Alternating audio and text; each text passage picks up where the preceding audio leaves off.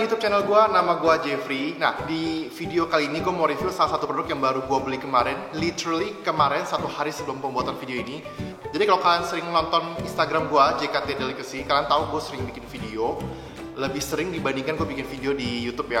Gue sangat membutuhkan tripod yang bener-bener kokoh, tripod yang lumayan tinggi ya, karena gue banyak syuting di dapur gitu, dan dapur gue tingginya di atas 1,4 meter kayaknya deh. Nah, ini kali ini gue beli tripod yang harganya itu bisa dibilang harga kelas bawah, tapi dengan kualitasnya yang lumayan menengah gitu ya. Ini gue mau review kali ini tripod dari merek Beke. Nah, langsung aja kita buka seperti apa isinya yuk. Wow, boxnya datanya utuh, rapi banget, pakai bubble wrap. Jadi ini nggak terlihat ada mereknya di sini ya. Kayak mungkin ini karena buatan Cina juga. Gue assume ini produknya tuh buatan brand tertentu di Cina, kemudian di rebranding di Indo ya. Karena kalau di sini kita lihat brandnya itu, gue nggak kebaca sini. Kalau dilihat brandnya seperti ini, gue nggak gitu kebaca. Tipenya itu Beke Q99H. Wow. Gue dapet tasnya kayak gini. Ini tasnya lumayan bagus ya. Tuh, kayak gini tasnya. Tuh, mereknya kayak gini nih, gue nggak bisa baca juga nih. Tuh, dalam bahasa Mandarin. Ini gue assume ini merek aslinya, cuman masuk ke Indonesia itu di rebranding, atau di internasional di rebranding lagi ya. Langsung aja kita buka. Oke, langsung aja kita keluarin. Seperti ini. Tripodnya, ini lumayan berat gue pegang. Katanya sih ini buat travel bagus ya, walaupun ini menurut gue ini lumayan berat. Langsung aja gue akan ukur ini tingginya berapa sebelum gue buka.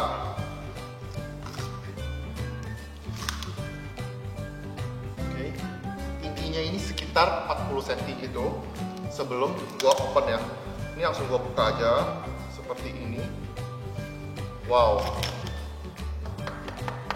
Ini bahannya kalau nggak salah baca ini aluminium atau apa namanya istilahnya ya, magnesium alloy ya kalau nggak salah. Gue juga kurang perhatiin. Nanti akan gue lihat seperti apa. Ini ada dompetnya kayak gini. Tuh, produk manualnya. Ini tuh ada bornya juga, sama ada kartu VIP. Gue nggak tahu nih fungsinya apa. Oke, kita langsung aja buka di bagian bawahnya sini. Ada ini. Nah, ini ball headnya. Gue akan coba putar ke atas, bener nggak ya? Nah, gue assume seperti itu ya. Jadi kayak untuk ukuran, untuk dijadikan tripod, gue putar seperti ini dan dia arahnya ke bawah. Ya bener. Nah, ini gue akan kasih lihat dulu sebelum kita tinggiin ya. Jadi ini tingginya seperti ini. Ini akan gue coba lipat dan kita lihat ya seberapa tinggi sih dia sebenarnya. Nah, kalau dalam keadaan seperti ini tingginya kurang lebih sekitar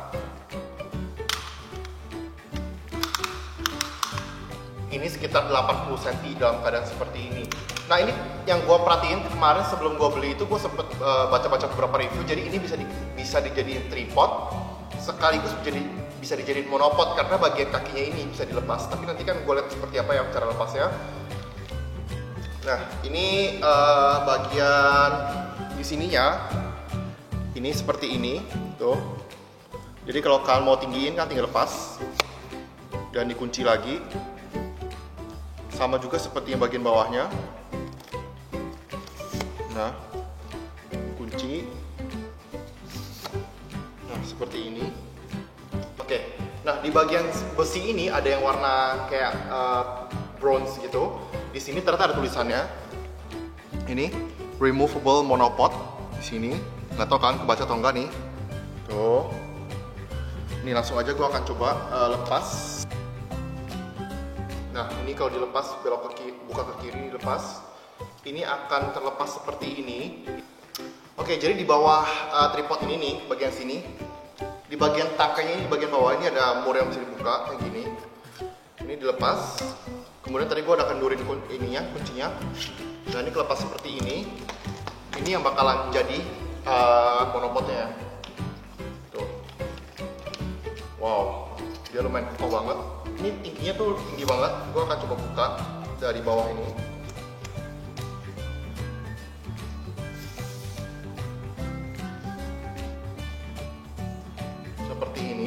Nah, tripodnya setinggi ini.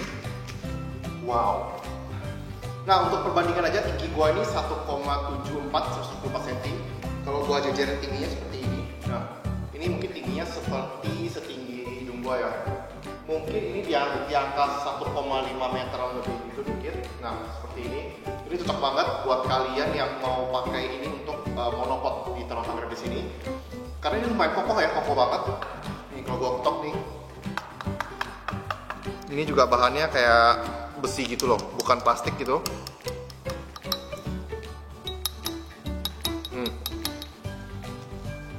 Nah, ini bagian ball headnya seperti ini. Tuh.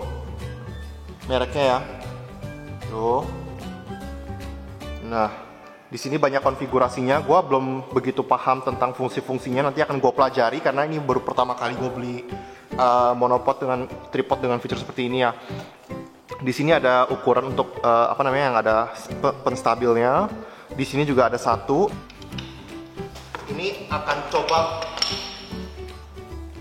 gua akan coba pasang kembali ke tripodnya kayak gini. Nah, terus sekalian gua akan panjangin semuanya.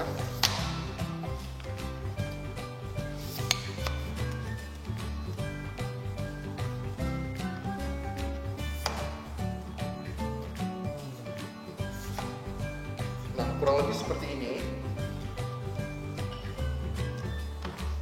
Akan gue pasang lagi ini kembali ke dalam sini.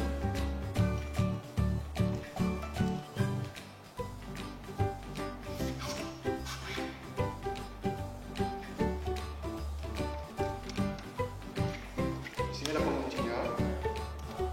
Udah kunci seperti ini. Ini tinggal dipasang kamera. Gue akan pasang kamera Fuji gue di sini.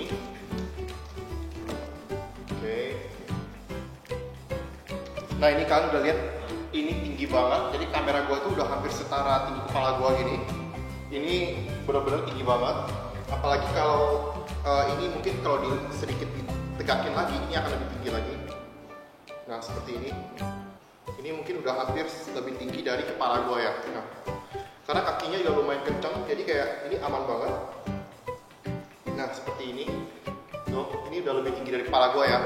Nah, ini gue akan compare sebagai perbandingan dengan tripod yang udah pernah gue pakai sebelumnya, tripod yang kelas bawah, tripod yang sebetulnya hanya buat smartphone seperti ini.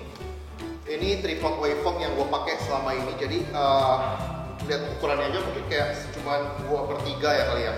Jadi ini gue pakai buat Fuji gue yang ini, itu kayak bagian ininya tuh cepet patah, cepet rusak gitu. Karena emang ini fungsinya buat smartphone sebenarnya sih, jadi kayak cuma berapa gram doang. Sedangkan ini gue baca di review itu dan spesifikasinya ini bisa muat untuk konfigurasi kamera yang sampai 8 kilo kalau nggak salah. Cuman gue akan info lagi lebih lanjut kalau misalnya salah ya. Cuman setahu gue ini sampai 8 kilo, tinggi banget. Dan ini bagian tengahnya sini itu sudah sedada bawah gue ya sini. Oke, mungkin sekilas untuk perbandingan doang.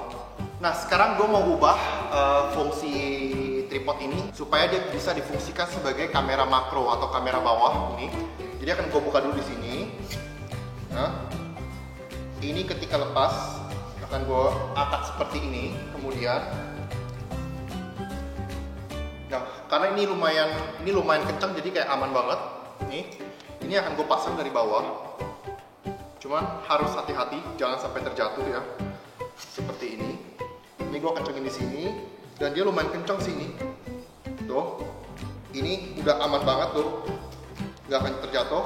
Nah, ini akan cocok banget seperti ini fungsinya sebagai kamera low angle. Kalau mau lebih pendek lagi tinggal kita puter ini ke bawah.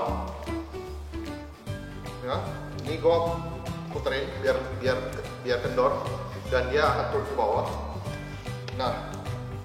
Nah ini jadi tadi fungsinya udah gue ubah dari yang tadi tripod di atas, sekarang tripod ke bawah. Ini biasa fungsinya untuk menangkap gambar low angle. Kalau biasa kita pakai tripod dalam keadaan ini semua dipendekin kakinya. Di posisi terendah pun ini tripodnya akan lumayan tinggi gitu ya untuk low angle. Nah ini kalau kita rendahin semuanya, dia akan turun sampai rendah banget ini. Seperti ini. Nah, ini bakalan jadi kamera yang rendah banget. Tuh. cakep banget. Oke, sekarang gue mau ubah lagi fungsinya. Jadi selain kamera low angle, dia juga bisa buat kamera untuk menghadap ke bawah. Jadi kalau gue bilang itu mungkin buat posisi flat lay, buat posisi foto flat lay gitu. Gue lumayan pakai flat lay juga. Kalau kalian follow Instagram gue kan pasti perhatiin deh, foto-foto gue itu banyak yang flat lay juga. Foto yang diambil dari lensa atas, dari angle atas gitu. Makanya kemarin sebelum gue beli itu gue sempat review dan gue mau pastiin ini bisa buat berbagai fungsi gitu, kayak multifungsi, bukan sekedar tripod doang ya. Nah ini akan gue lepas dulu kuncinya yang sebelah sini nih. Ini kunci untuk kendorin dulu. Nih, hati-hati jangan jatuh. Ini akan gue pasang ke sebelah sini. Nah ini akan gue pasang agak masuk ke dalam supaya aman. Jadi kalau dalam keadaan seperti ini kameranya akan jatuh ke samping nih karena berat gitu ya. Kecuali kalau kalian mau, kalian bisa putar. Jadi bagian yang berat seperti ini. Bagian yang berat posisi ini harus ada kakinya di sini supaya kakinya ini bisa menopang berat kameranya. Nah kalau kalian dalam keadaan seperti ini dia nggak akan tumpah ya, nggak akan jatuh. Tapi kalau kalian seperti ini kemungkinan besar akan jatuh nih. Nah seperti itu, lepas ya. Jadi kan gua akan bikinnya seperti ini. Terus gua kencangkan di bagian murnya ada di sini ya, di belakang, di bagian belakang sini. Nah ini kalau kalian udah lihat seperti ini hasilnya. Ini bisa kalian gunakan untuk fungsi flat lay. Kalau gue kendorkan seperti ini, kamera menghadap ke bawah, mungkin dia akan foto kena kaki ya. Mungkin cara satu-satunya yang aman itu, ini harus lumayan ditinggiin bagian kaki bawahnya sini. Tinggiin sedikit, nih. Dalam posisi seperti ini, kaki yang di depan ini lebih tinggi dibanding kaki yang belakang sini. Makanya dia lebih stabil, dia nggak akan jatuh ya. Nah, seperti ini. Dia nggak jatuh. Jadi biasa kalau gue mau foto flat lay, gue akan gunakan konfigurasi seperti ini. Tuh, mungkin ini akan gue panjangin lagi, tapi seperti ini. Ini harus gue panjangin lagi, tapi di bagian belakang sini kalau mau sisa sedikit, ini kayaknya harus digantung sesuatu supaya kameranya itu tidak jumplang ke depan ya. Kalau kayak gini ini masih jumplang. Nah, dia masih lepas tuh. Tuh. Oke, mungkin kalau tadi kalian sempat gak kelihatan bagian mur, karena tadi kan agak terbalik ya, gue udah tukar lagi posisinya ke arah sini. Nah, ini bagian mur, jadi ini kita gunain diputar buat mengunci supaya ininya nggak bergerak gitu. Tuh, ini ya, kelihatan nggak ya dari sini nah. Tuh, ini buat mengunci. Nah, ada satu lagi kuncian yang di bawah sini. Ini kuncian ini. Kuncian yang ini itu supaya bagian yang di sini nggak berputar gitu, karena ini bisa diputar kayak gini, tuh. Nah, ketika kameranya posisi di atas, ini akan berguna banget, seperti ini, karena dia akan berfungsi sebagai pemutar kayak gini. Nah, tuh, kelihatan ya fungsinya tuh. Oke, jadi sekarang kita akan berpindah ke bagian sini. Ini gue nggak tahu kan bisa lihat atau enggak nih, di bagian sini nih ada bagian yang bisa diangkat seperti ini. Nah, ini juga. Ini semuanya sudah diangkat. Ini fungsinya supaya kalau kalian ingin mengubah posisi ini, posisi dari kemiringan kakinya, kalian bisa ubah seperti ini. Ini, kalian angkat sedikit, kemudian kalian klip. Nah, dia akan mengunci seperti ini. Tuh dia,